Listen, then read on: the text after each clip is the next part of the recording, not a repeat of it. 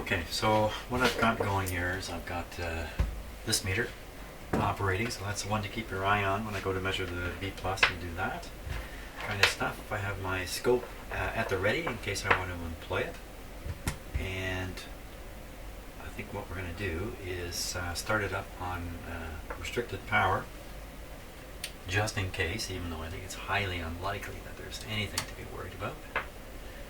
Famous last words. Here we go. I'll flip it on with the switch on the machine itself here.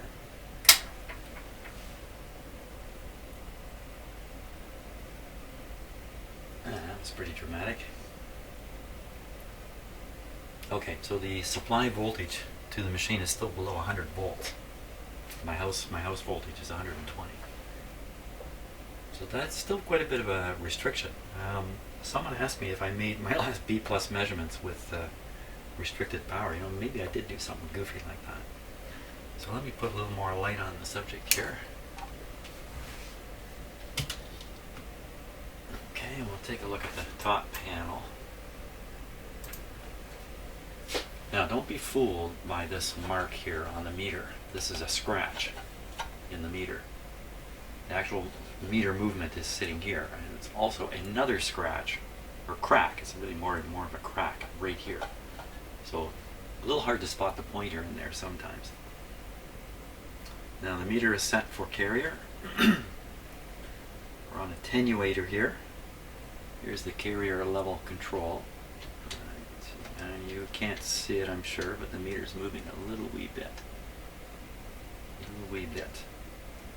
So let's put this on a 2-volt RF. I'm not sure that should make any difference. Nothing at all. Still just moving a tiny amount. Likewise here. Nothing showing up at all. That may have kiboshed the meter. So according to this, we're not getting any output at all. And what band am I on? I'm on the high band. Let's go down. Let's go down one band at a time. See if anything happens here. So there we are. Now the meter's going up. It's right in here.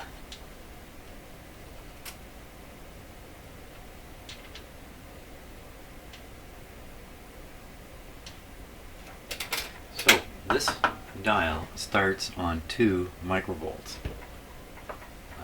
This is the main attenuator, the highly calibrated attenuator. So it's expecting 2 volts. You got to guess. Here's where 2 volts appears on this meter. Oops. You got to guess that I should be able to turn the carrier up to the point where this meter reaches the 2. And then all these numbers can be directly read here. That's got to be the way that this is intended. But there's no way it's going to get there. It's about 0.5, 0.7. Let's go down another band.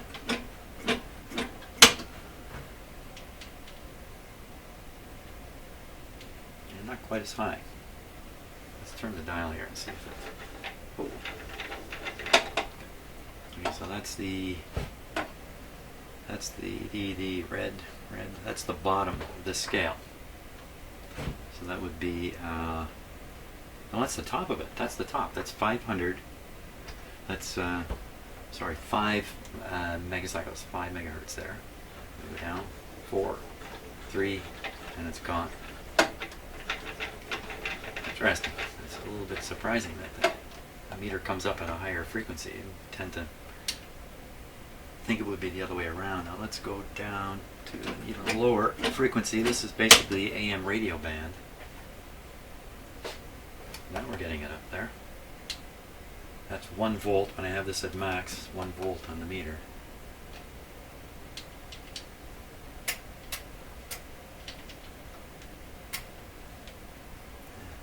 One volt, exactly 1 volt.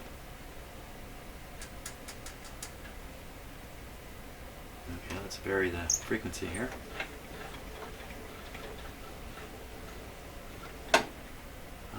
You know, I've always seen strange behavior in the settings on this as the frequency has changed. So maybe it's always required an awful lot of, you know, recalibration when you're using this particular instrument. But watch it now, you might have some trouble seeing it. It's right there. gone up, up to 1, back down,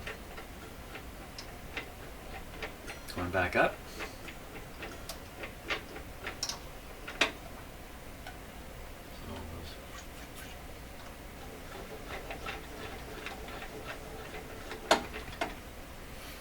So it's falling off at the extreme. That's not too surprising in itself. I mean, there's a reason why they have bands and things like that. So when you get to one of the extreme ends, if there's any weakness in it, maybe it's going to show up. Let's go down another. Now we're way down. This is 150 kilocycles to 500. Nothing. There it comes. Hey, right up to the 2 volts.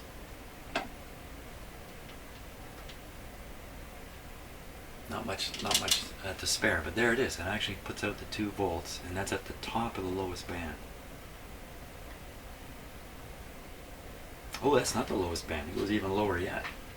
It's down to basically 50 kilocycles to 150. Nothing.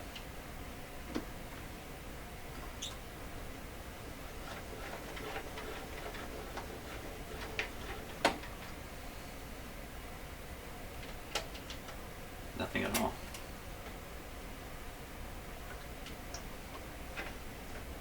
Of course, I'm looking for some kind of pattern or hint, something that's consistent or just anything. There's nothing at all on that. That's really surprising because, again, we just tend to think the lower band would be the more likely band to operate. The upper band would be where you'd find all the weakness. Let's go right to that top band again. 15 to 50.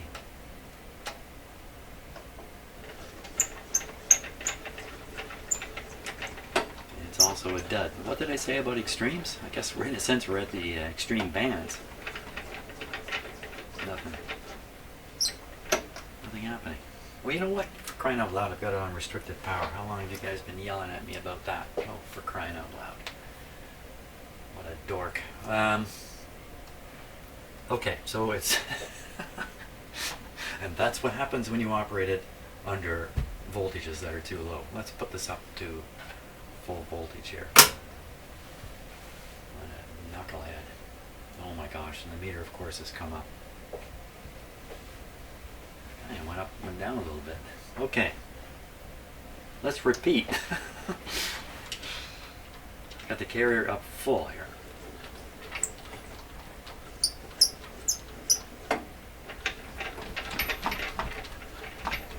So, about 0.8 on that band. Down here. Oh, it's right over. Oh my gosh, this is working just the way I remember it now. What I'm remembering is the roughly the setting of the carrier. It was normally up in this 5, 6, 7, 8 range. It won't get up there now, though. It's working good at the one end of the band. The high end. The high end of the band again.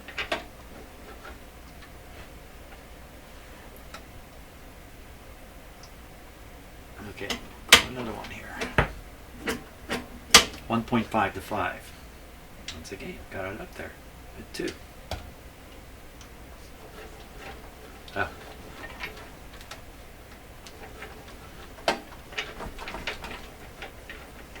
You can almost always get it to 1. It would make for easy arithmetic. That's right over.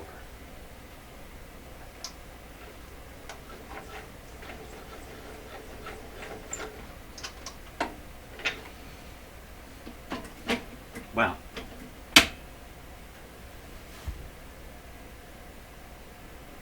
Great. Let's see if we can hear this thing. Listen to the modulation on it. Should be easily done. Okay, so that's my antenna. Stick it over. I don't want it to ground on anything.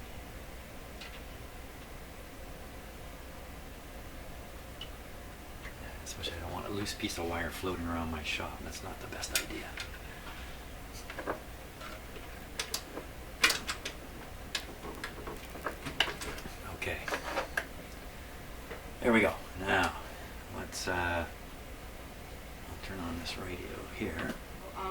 Jean-Francois Chianchi, are you there? Yes. Okay, right now let's put this up around, let's say 2 megahertz. 2. Tune this down to around 2. If it would go there, won't go there. To how about 3? 3.5. 3.5. Let's go 3.5.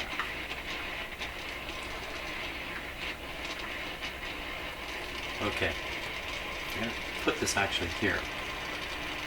Put this to here. Okay, this should put a pretty strong signal out on this wire.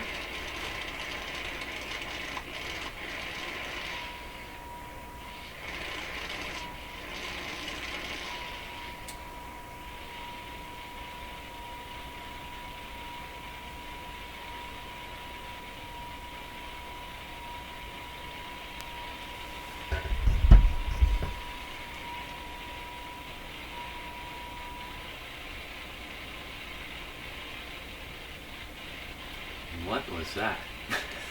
I hope you got a look at that. I didn't want to say anything. You could see the meter going up and down like this. And then finally it went down. I think the frequency of the output of the generator was drifting up and down, and that's where you got the pitch. If I just turn this a bit, find it again. No, that's not at all what it was. Okay, so I actually do have the modulation turned on over here right now. Could have been that. Yeah, that held on for a little longer then.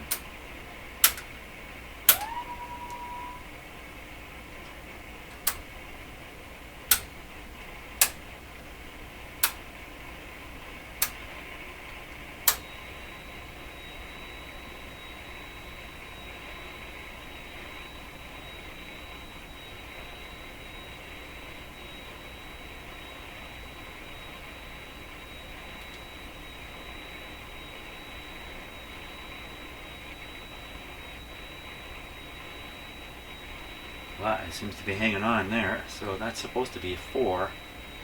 But you can hear there's something complicated going on.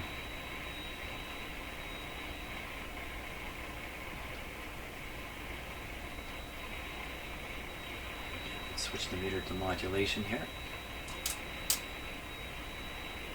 Oop, modulation too high here. So the percentage scale is down here. 30 is a normal spot. You put it somewhere in this range.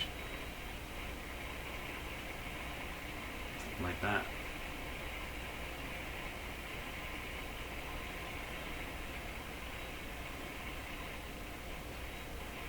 Oh, it's hanging on. I mean, it's barely hanging on, really. Okay.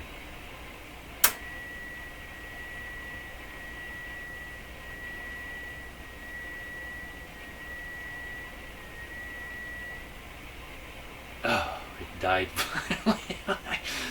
I played with it too long, like a cat with a mouse. I killed it. Let's check out the B+ voltages here. Put the roof cam back up here. You hear a clunking sound followed by me saying, "Ow, you know, it has fallen onto my head." Actually, you know what? The situation could be worse than that, so I'm just going to set this camera over here for now. Yes, could be much worse. Switch to this one. That's the one we want to look at anyway. So I'm going to read the voltage to the chassis. But it's possible that's not a smart way of doing it. But that's perfect for me. So, okay, so watching this meter on a 500 volt scale, top of this capacitor.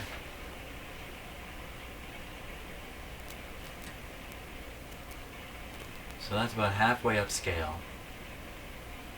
And that means it's around 250. It's actually 270 volts. And this other one, Surprisingly enough, it's a little less, 240. The last terminal is the ground. Now, let's take a look at these capacitors here.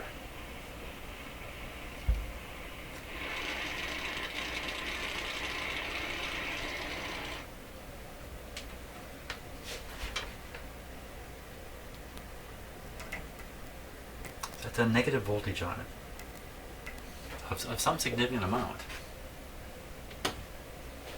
Just reverse the meter.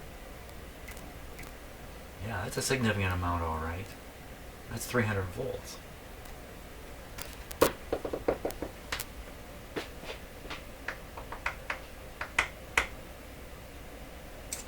Okay, 300 volts negative. And what about the other one? There's two of them in there. It's going to be, I think, the same reading.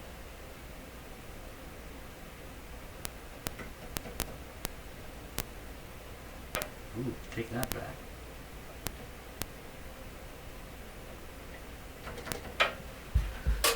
Okay, so you see my meter jumping there? I'm making contact and breaking contact. And all the meter's doing is jumping. I think there's an AC voltage there. That makes sense. Doesn't make sense to me.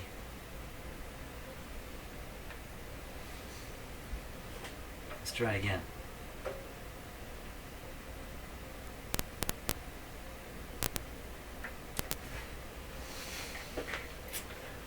Okay, let's put this on AC.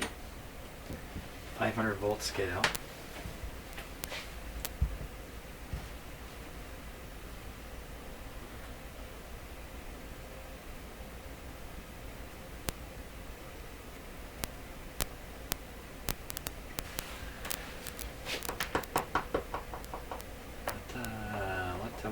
What is going on there?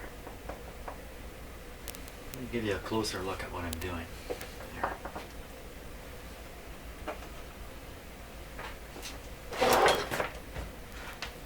So let me bring my high-tech camera mount over here.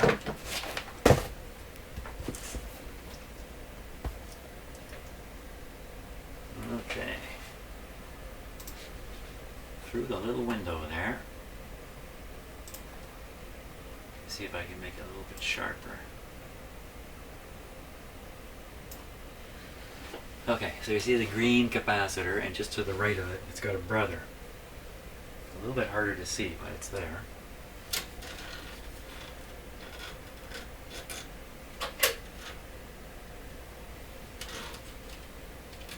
There, that's maybe a little bit better.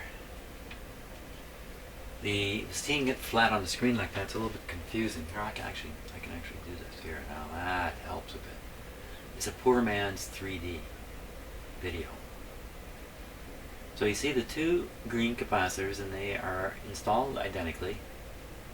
In other words, I think that's the same end of each one. The positive end, I'm guessing. You know, maybe that's a bad guess right there. I really can't see much of the one in the back. Oh, wait a minute, yes I can. I just look.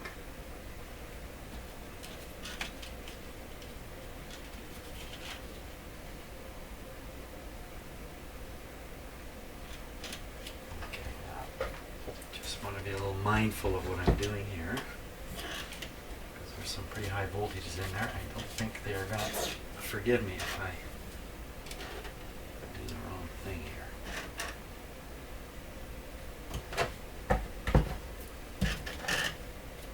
There we go.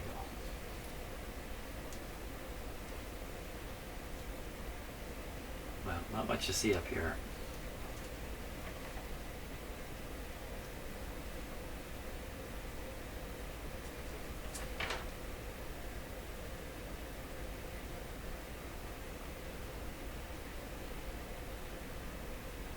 Funny how when I rotate the camera, to bring the capacitor into what I would call a normal position. It's not installed this way, but suddenly in my mind I can see it a lot clearer. Okay. Can't see anything. a little more writing.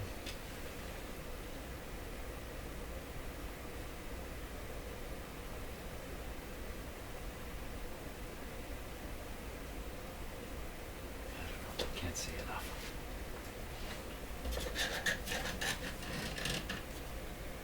This thing did say, let me change the focus here too. Get a little better.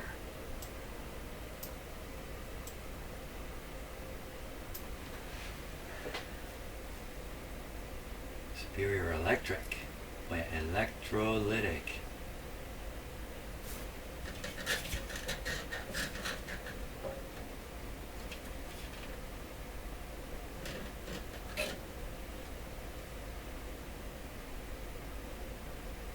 Capacitor. And the dust is kind of obliterating the rest of it here. Well, we can guess. You can guess what, this is some medium-sized capacitor. That's my guess. So looking at the tops again, is it the same? Are they installed the same way up? Riveted on. There's a blob of solder kind of in the way. So that looks like a bit of a different. I'm thinking in one case the positive is up and in the other the negative is up. And you see they're actually isolated from ground by this bracket. Oops. The brackets, which are a little hard to focus on now. Okay, so there's one right there. I don't know how reliable that would be for isolating it from ground. It's wrapped around the green insulated part. If it is, then there had to be another wire coming out of it down the bottom here.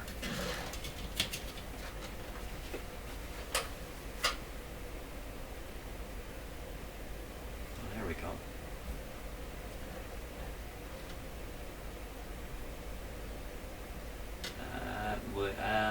Looks to me like that's a wire heading off to the other capacitor. And where else? There, that black wire.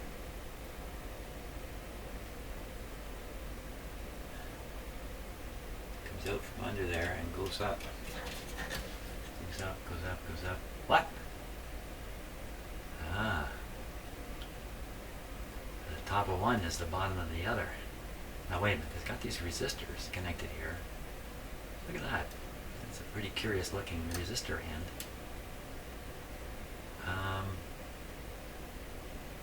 It's very large resistors. 40K resistors in parallel.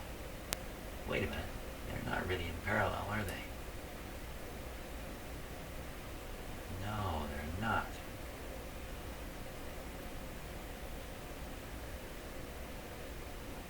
Yes, they are. I'm going to study the wires there for a little while. Yeah, they are in parallel.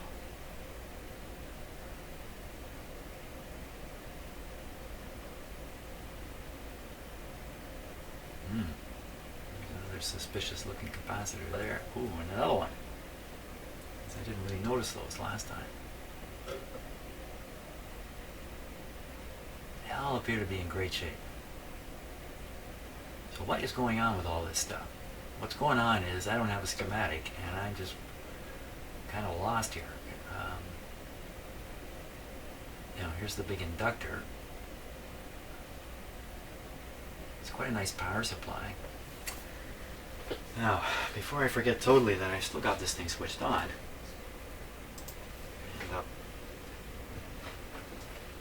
teaching myself a lesson I've learned a few times already. Let's take a look at the output on the scope. I think that's really the next sort of useful thing that we can do here.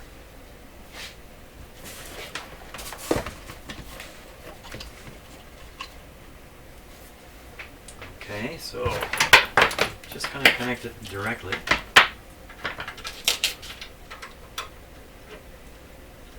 This is the attenuated output, which is set low right now, and in fact there's nothing on the meter here. Let's get a band that, no, let's not, let's leave it just as it is. I'll check and see what we get. Okay, the other end, gotta. Sometimes I feel a little like Rick Wakeman in here, you know, I got my arms going in multiple directions and different devices. Okay, so that'd be the output right there, you're looking at it. Not much of anything. Just, yeah, there's nothing going on there. Okay, we're set to 0.1 volts per division, so it's pretty sensitive. So let me switch bands over here. Find one that's doing something. Actually, it was more switching frequencies, wasn't it?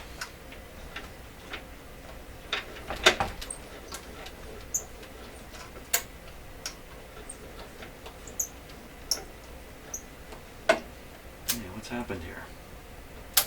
Oh, I know what's happened.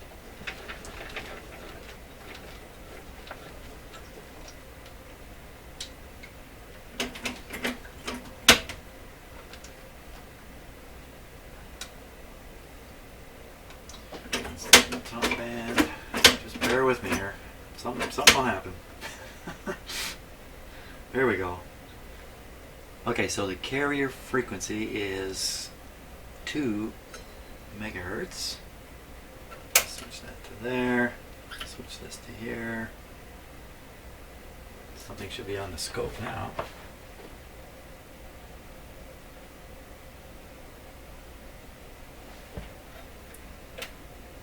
Oh, I got the attenuator set low, not high. Still not seeing anything. There it is. There it is. There she be. Okay, now when I look up at my camera, at the image that the camera's picking up, there's an artifact in there. There's a couple artifacts. First one is the bracket. You see the blue brackets that are here? That's actually coming light from the camera itself here. Don't know what this ring is on this side. That's just a reflection. You can see me in my shirt. But you can also see a white diagonal bar going by. Now, that doesn't exist. That's an artifact of the video switching and things like that. So not to spend time on that, but you can certainly see the ripple at the top. Let's see if I can just stabilize it here. Kinda. There. So that's the output that would be sent to, that's the output you would use during, holy smokes, output you would use doing tests. Wow. It's at maximum right now in terms of the multiplier. So let me just go down by a factor of 10 here. That's just about the end of that, isn't it? There. I have the scope triggering online now, so it'll just always be triggering. Okay, go back up. Hey, now that's interesting. I got a triggering online. That's clearly a 60 cycle type hum in there. No question about that. Now let's put on some modulation here if we can. Swing. That was kind of wild.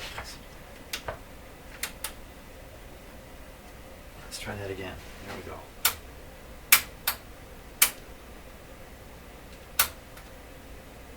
And I got it to go once, but oh, went for a bit there. Looked a little. Of course, I got the modulation cranked right up. Let me put it back roughly where it should be, so it doesn't want to trigger on.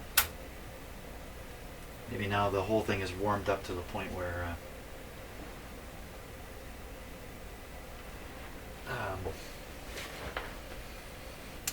the modulation isn't going to go at all. No. Interesting. You guys see a fantastically stable image on the video, but when I look at it, I can see the sweep rate. I can see the flickering, if you like. There's no flickering on the video. It's beautiful on the video. Huh. Interesting. Now, what we should do here, I think, is wiggle some tubes at this point. Here, have a look at them here. That's a mighty hot tube. Wow.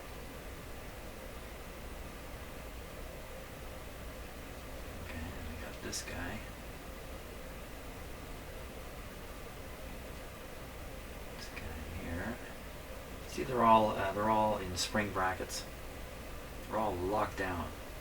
Look at this one. This one really has springs locking it down. That's a very unusual looking tube. Okay, and in the back, there's another one back. Roast my camera a bit here.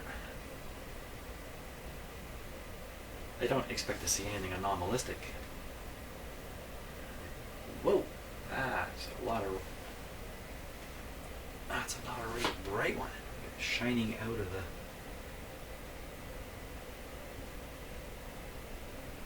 Huh. Okay, and then here's the light bulb that is probably part of the oscillator circuit. If you think about it, here's the selector switch for the oscillator, the internal modulation. So just follow the shaft. Here's all the parts that are affected by it. And look, there's these two tubes that are sitting right there. So one of these, I'm betting, is the oscillator itself, and the other one is an output tube used to isolate the oscillator away from. So this is the modulation oscillator, and isolate the oscillator away from the rest of the circuitry. That's my guess on these guys. Wow, that is a really hot tube there. Don't want to touch any of these. And then the rest of them is just anybody's guess as to exactly what they're doing in there. Obviously there's some amplification and oscillation going on over here too. But okay, so let's wiggle some tubes here. And we'll watch that screen. Watch the screen like a hawk. Take my cloth out here. Protect my fingers for a while. Anyway, here we go. First tube. That super hot one. Okay, nothing happening. Next one. I see nothing. I don't know if I've ever done this before, and it's wiggle tubes like this in an operating device. I mean, usually I would turn it off, pull all the tubes out, look at the pins, put them all back in. But let's be daring here. Okay, the next one. Because there's a spring on it, I really can't kind of wiggle it out of the socket by accident. Now, if I stick my hand way in the back there, pretty sure to if I don't get a shock, I'll get a burn. So, well, there is a tube that is not locked in. It's still working though. That's this one here. Anything happened? Absolutely nothing happened. And the last one.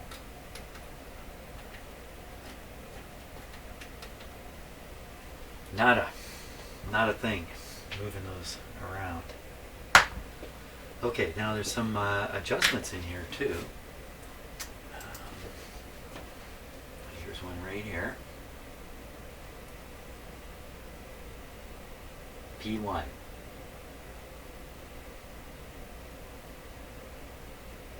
The super fancy 23 written there. There's one there. There's one right there. Oh, no, that's not it. It's just behind it. Just behind it. There, behind that resistor. And then there's two more back here. Where'd they go? There they are. Oh, that one's painted.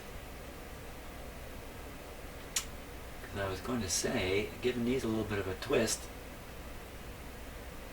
you know what I can do? I'll just tap. I'll tap rather vigorously upon the control. instead of trying to actually move it. So first one. For any jump on the screen. That's number one. Now, number two here. Oh boy.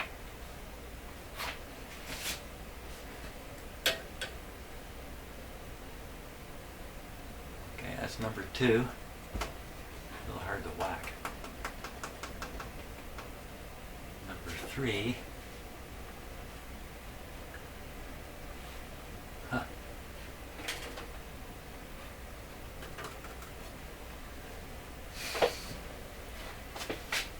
And number four here.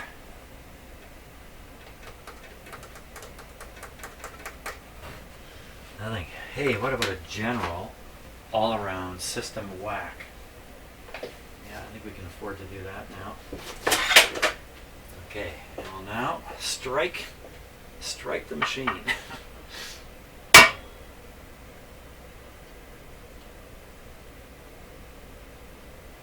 Wow. Okay, what exactly was that?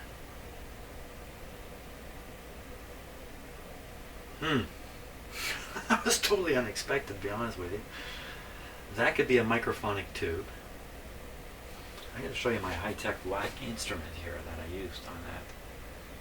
Make sure you understand the whacking technique. So what I used was this broken trowel, which I held thusly and whacked it here.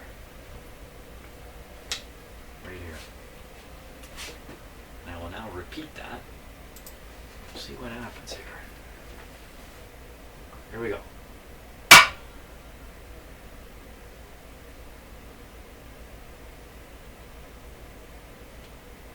That's a really strange kind of image. It just, it's not quite what you would expect from hitting something.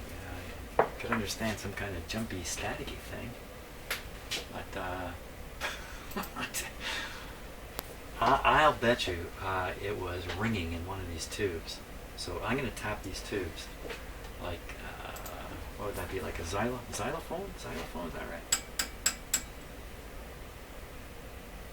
Well, that didn't go right either. I whacked that tube 4 times and then it went. Okay, let me whack another tube here. And whack it a little harder. Okay, down the line. Now, I'll whack this first one again.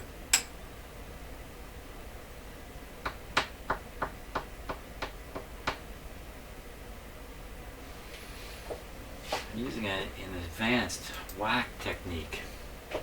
Using this special wooden whack instrument here. Being very careful about the metal end, and I am whacking it thusly. That was it. And I was looking at the scope, it did the same thing again.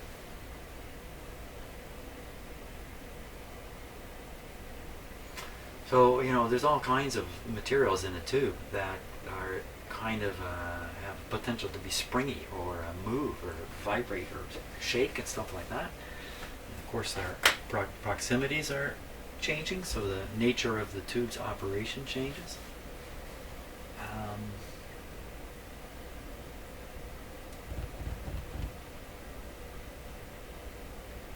What tube is that?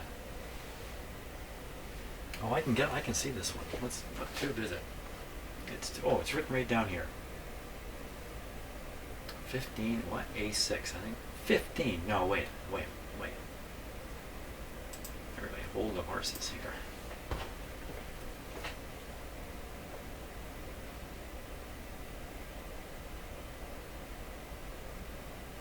PL83. 15A6. PL83. PL83. PL83. Or, really? 15A6. I don't know what that 15A6 is. Okay, Gonna do a little research here. Find out some stuff about that too. Yeah, I think you know what, I'm gonna stop at this point too. It's an awfully long video now, and post this guy up. Probably late tonight after I get it uploaded. So thanks for watching. Mystery continues.